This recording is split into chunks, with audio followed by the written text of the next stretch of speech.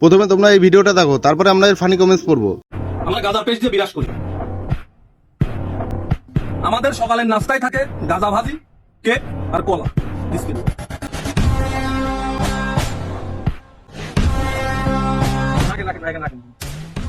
আপনার ভাড়া কত করে ভাই?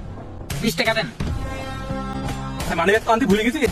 ওই এক কাজ করেন, 2 ফুট গাঁজা রাখেন। হাট, আব্বা আমি বিয়ে করবো না, আসল জিনিসই দিচ্ছে না। আনোয়ার ভাই গাড়ি দিচ্ছি, 10 লাখ টাকা দিচ্ছি, আবার কি দিচ্ছি? ও আচ্ছা, 25 গ্রাম গাঁজাও দেবো না, নাও। আব্বা আমি বিয়ে করবো, তাড়াতাড়ি আমার বিয়েটা দিয়ে দেন আব্বা। तो चलिए शुरू करते हैं। মানি ব্যাগ আনতে ভুলে গেলেও গাজা আনতে বলে নাই। গাজা ভাজি খাইলেন ভালো কথা, বিসমিল্লাহ বলে খাইলেন কেন? দারুন, গাজার জুস খান। এরা বংশীয় গাজাখোর। তিয়া জেলার হুগামারা সারা